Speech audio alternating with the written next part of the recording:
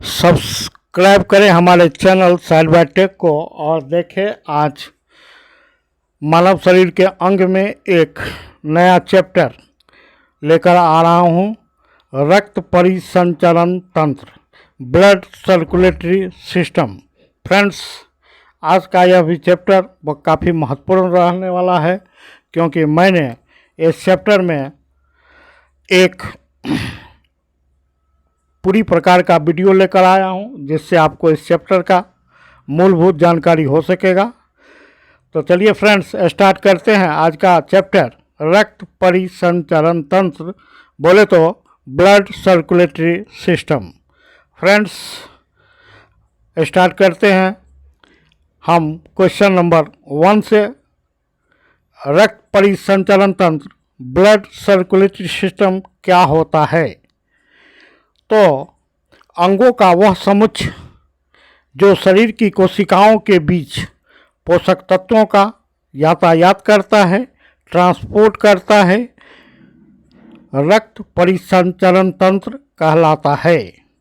Friends, जैसा कि हम जानते हैं, रक्त परिसंचरण तंत्र के अंतर्गत हृदय बोले तो हार्ट, रक्त बोले तो ब्लड, और रक्त वाहिनियाँ बोले तो ब्लड वेसल्स आती है। फ्रेंड्स, जैसा कि हम जानते हैं कि रक्त वाहिनियाँ 2 प्रकार की होती है, एक को धमनी कहते हैं, दूसरे को शिरा कहते हैं।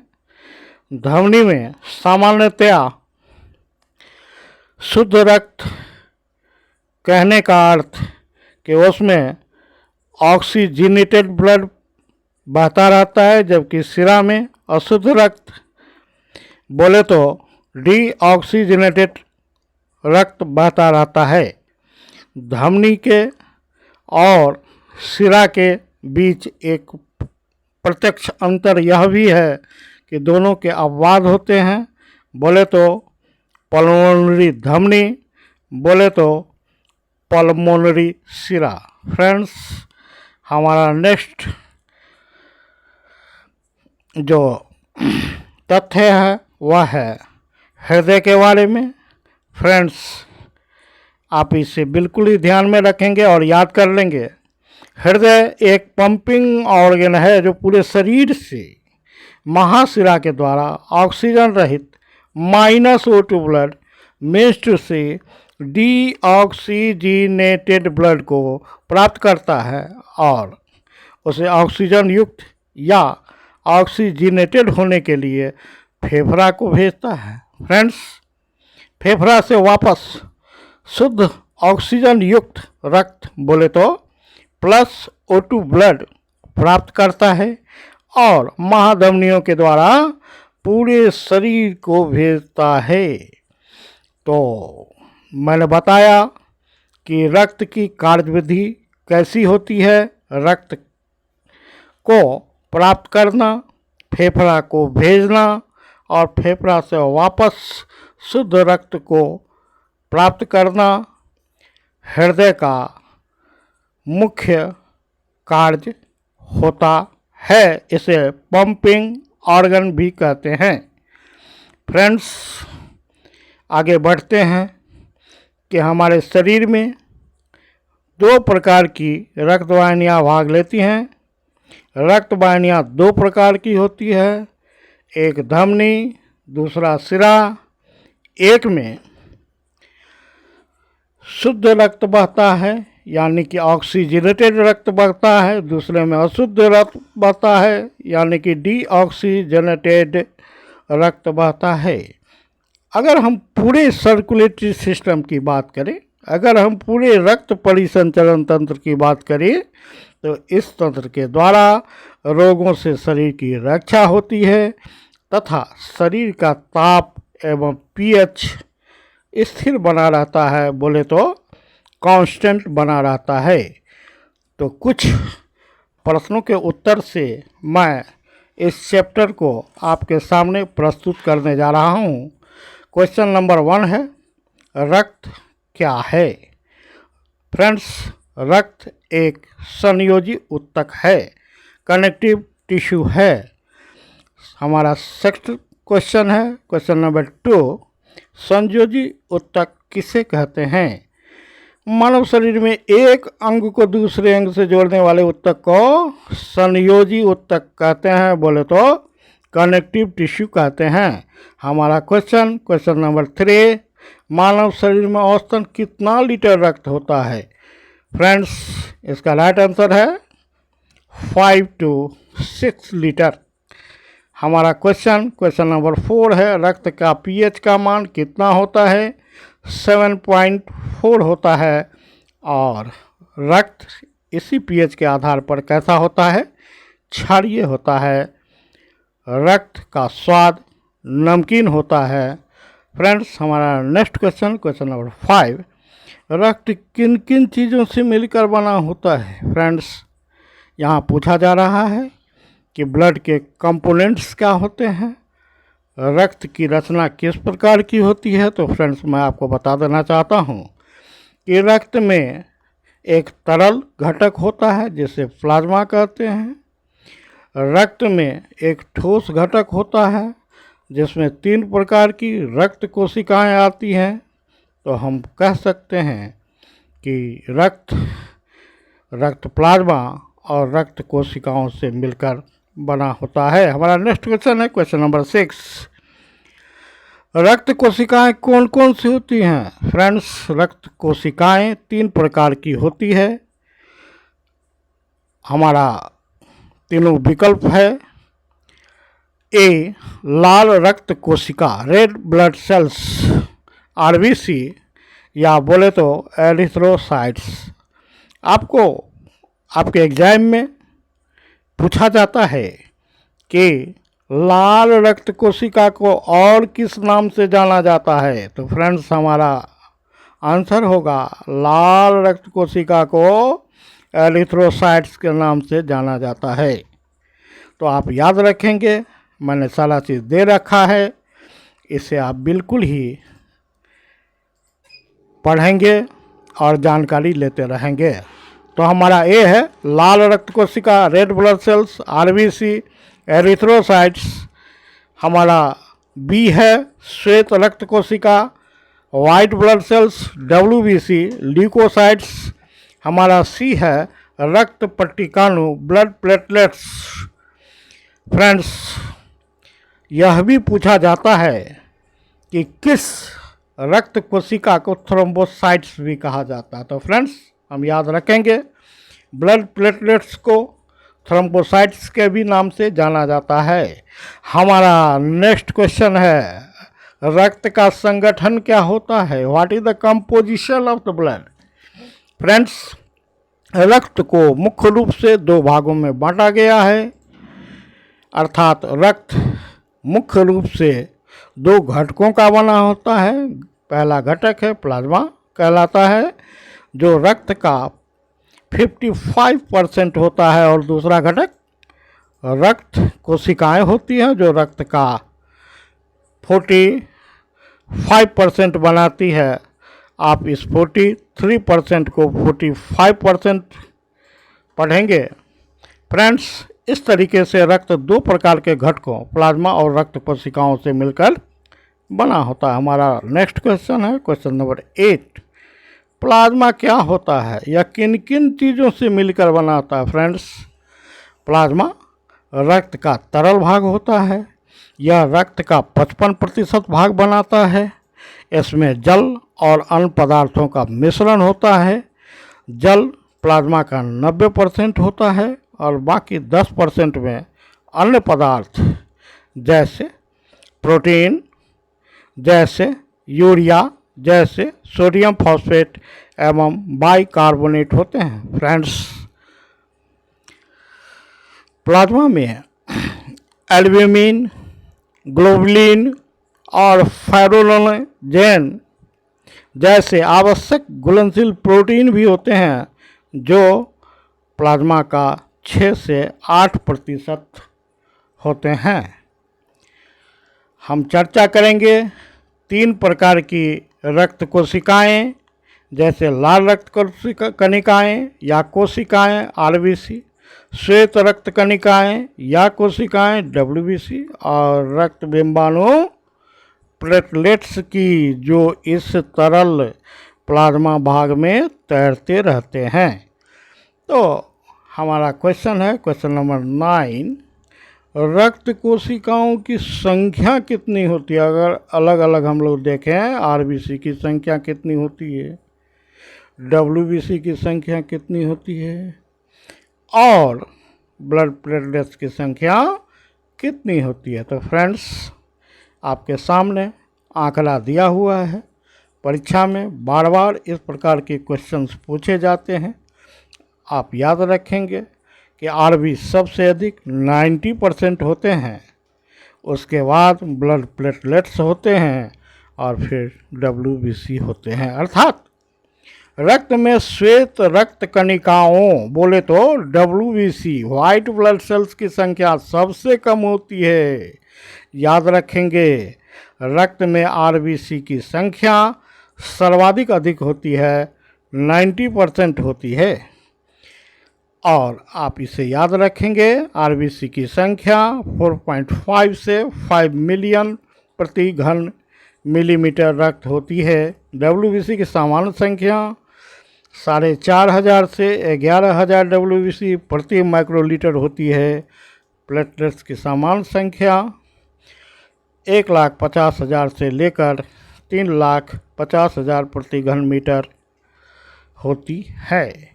हमारा नेक्स्ट क्वेश्चन है, कौन सा प्रोटीन हमारे शरीर में रक्त को जमने से रोकता है?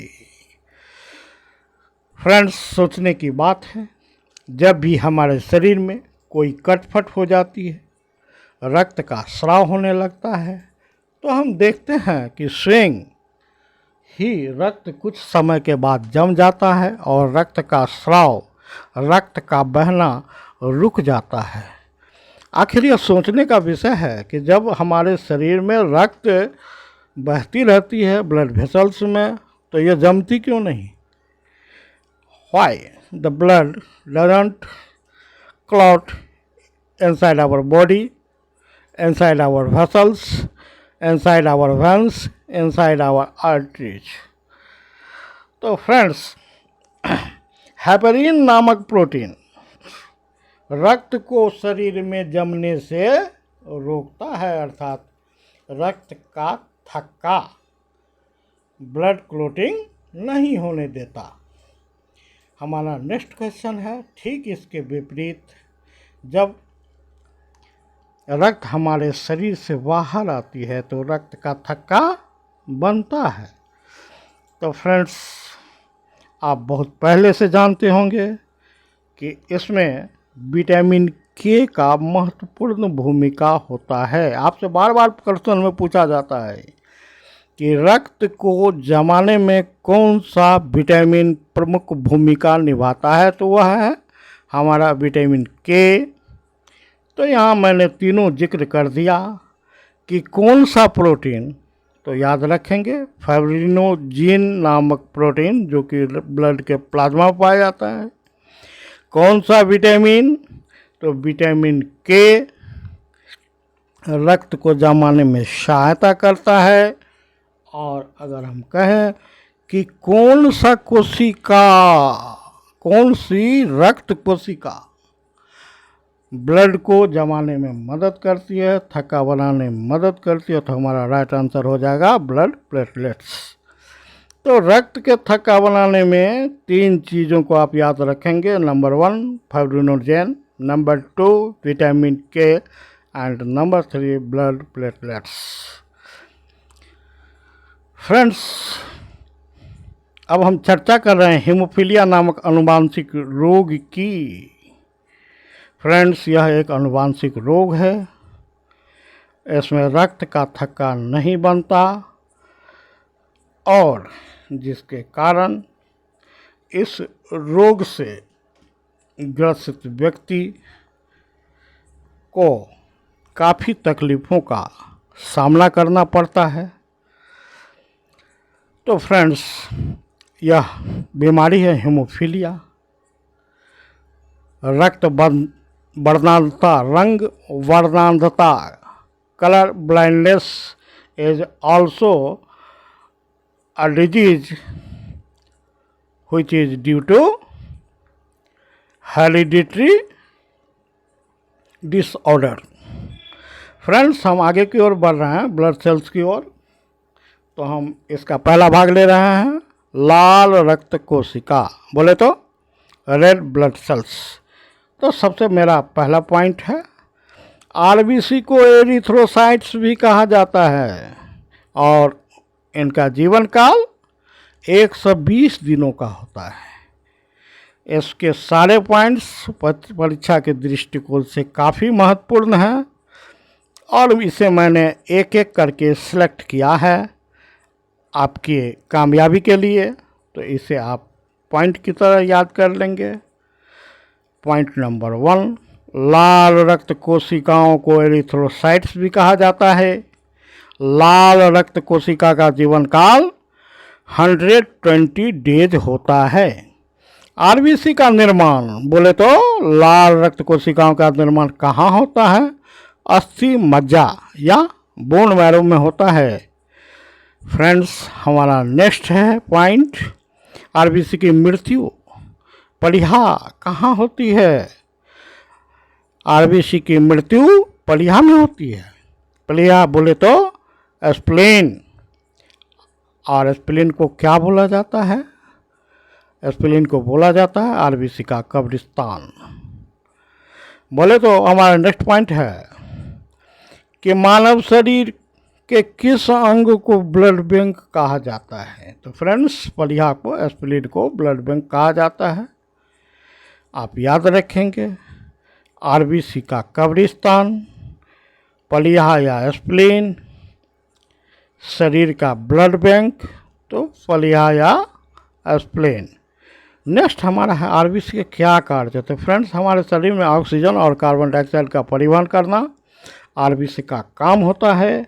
हम जानते हैं कि आरबीसी में हीमोग्लोबिन पाया जाता है। यह ऑक्सीजन और कार्बन डाइऑक्साइड के साथ संयोग करते हैं। ऑक्सीजन के साथ संयोग कर ऑक्सी हीमोग्लोबिन बनाते हैं और कार्बन डाइऑक्साइड के साथ संयोग कर कार्बो ऑक्सी हीमोग्लोबिन बनाते हैं। और ऑक्सीजन के साथ इसका बंधन अस्थायी होता है, कार्बन डाइऑक्साइड के साथ इसका बंधन अस्थायी होता है। कभी ऑक्सीजन से बंधते हैं तो कभी कार्बन डाइऑक्साइड से बंधते हैं। ऑक्सीजन से बंधते हैं फेफड़ा में और ऑक्सीजन से अपना रिश्ता तोड़ते हैं कोशिकाओं में, और कार्बन डाइऑक्साइड से बनते हैं फेफड़ा में, और पुनः यह कार्बन डाइऑक्साइड को श्वसन की क्रिया में विमुक्त कर देते हैं। हमारा नेक्स्ट फंक्शन है कि आरबीसी में हीमोग्लोबिन नामक प्रोटीन पाया जाता है। फ्रेंड्स, याद रखेंगे आपको प्रश्न पूछा जाता है कि रक्त का रंग लाल होता है किसके कारण? तो आप याद रखेंगे हीमोग्लोबिन के कारण। यह भी प्रश्न पूछा जाता है कि हीमोग्लोबिन में कौन सा धातु पाया जाता है? तो हीमोग्लोबिन में लोहा धातु पाया जाता है, लोह तत्व पाया जाता है। हमारा नेक्स्ट पॉइंट है कि आरबीसी की कमी से होने वाला रोग कौन सा है? फ्रेंड्स, आरबीसी की कमी के कारण मनुष्य में एनीमिया रोग हो जाता है। वैसे एनीमिया रोग से बचने के लिए फोलिक एसिड की गोलियां खाने के लिए कहा जाता है। हमारा नेक्स्ट टॉपिक है श्वेत रक्त कोशिका। बढ़ते हैं व्हाइट ब्लड सेल्स की ओर। फ्रेंड्स, आपको पूछा जाता है कि किस रक्त कोशिका को ल्यूकोसाइट के नाम से भी जाना जाता है, या श्वेत रक्त कोशिका को और किस नाम से जाना जाता है? ल्यूकोसाइट्स। आपको पूछा कि लाल रक्त कोशिका को किस नाम से जाना जाता है? एरिथ्रोसाइट्स। आपको पूछा कि ब्लड प्लेटलेट्स को और किस नाम से जाना जाता है? थ्रोम्बोसाइट्स के नाम से। तो इसे भी आप याद रखेंगे, और इसे भी आप याद रखेंगे कि इसका जीवन काल मात्र 3 से 4 दिनों का होता है। किसी किसी किताब में इसे 2 से 5 दिन का दिया गया है, लेकिन आम किताबों में, सामान्य किताबों में, बहुत सारे किताबों में श्वेत रक्त कोशिका का जीवन काल 3 से 4 दिनों का माना गया है, इसलिए आप इसे भी याद रखेंगे। फ्रेंड्स, अगर हम बात करें कि श्वेत रक्त कोशिका के कार्य के बारे में, तो यह प्राथमिक रक्षक है। इसमें केंद्रक होता है।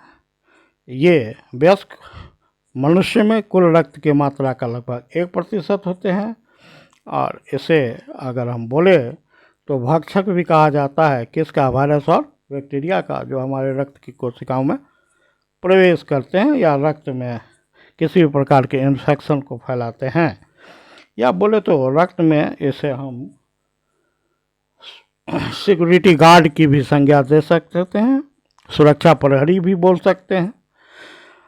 और अब हम चलें कि WBC के 2 प्रकार होते हैं। पहला होता है ग्रेनुलोसाइट्स, इसके अंतर्गत आते हैं इयोसिनोफिल, न्यूट्रोफिल, बेसोफिल, और दूसरा होता है ए ग्रेनुलोसाइट्स, इसके अंदर आते हैं 2 मोनोसाइट्स, लिम्फोसाइट।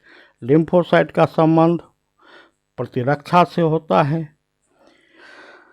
और हमारा नेक्स्ट पॉइंट है ऊपरी सीमा से अत्यधिक WBC के हो जाने से ल्यूकोसाइट्स की संख्या में वृद्धि को ल्यूकोसाइटोसिस कहा जाता है। निचली सीमा से नीचे की कमी को ल्यूकोपेनिया कहा जाता है। फ्रेंड्स, आप इसे भी याद रखेंगे। और हमारा लास्ट ब्लड सेल्स है वह है प्लेटलेट्स। ब्लड प्लेटलेट्स को थ्रोम्बोसाइट भी कहा जाता है।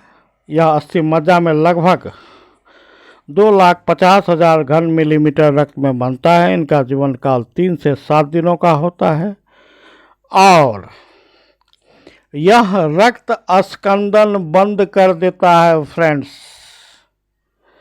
अर्थात ब्लड क्लॉटिंग में इसका अहम भूमिका होती है। अब चलें प्लेटलेट्स के कार्य के बारे में। प्लेटलेट्स का मुख्य कार्य शरीर में रक्तस्राव होने से रोकना है। प्लेटलेट्स का कोलेजन नामक द्रव से मिलकर वहाँ एक अस्थायी दीवार का निर्माण करते हैं और रक्तवाहिका की अधिक क्षति होने से रोकते हैं। यह भी इसका बहुत ही महत्वपूर्ण फंक्शन है। और हमारा लास्ट पॉइंट है जो प्लेटलेट्स का है। प्लेटलेट्स अस्थि मज्जा में मौजूद कोशिकाओं के काफ़ी छोटे कण होते हैं। हेमोस्टेसिस में योगदान करना है। इनकी कोशिकाओं में केंद्रक नहीं होता है। यह भी आपको पूछा जा सकता है, तो आप याद रखेंगे। RBC बोले तो रेड ब्लड सेल्स की परिपक्व कोशिकाओं में केंद्रक का अभाव होता है। मैंने साइटोलॉजी जब पढ़ाया था तो आपको बताया था कि परिपक्व रेड ब्लड सेल्स में माइटोकॉन्ड्रिया वगैरह के बारे में बताया था, और यह भी बताया था कि उसमें केंद्रक का अभाव होता है। फ्रेंड्स, तो आप याद रखेंगे कि WBC वाइट ब्लड सेल्स में केंद्रक होता है, बाकी RBC और प्लेटलेट्स में केंद्रक नहीं होता है। तो अब विराम लेते हैं। इस वीडियो जो कि हमारा ब्लड सर्कुलेटरी सिस्टम का पहला भाग था रक्त के बारे में, और मैं समझता हूं कि आपको बहुत सारी जानकारियां मिली होंगी। हम इसी टॉपिक को लेकर फिर इसका जो सेकंड होगा वह लेकर आ रहा हूं। हार्ट, हृदय की रचना, हृदय के कार्य, हृदय कितने कोष्ठों का बना होता है, हृदय में कौन सा वाहिनी रक्त लाता है, कौन सा वाहिनी रक्त ले जाता है, हृदय की क्या कार्यविधि होती है, हृदय को पंपिंग ऑर्गन क्यों कहा जाता है। तो चलिए मिलते हैं नेक्स्ट वीडियो में। Good night. Thank you for watching.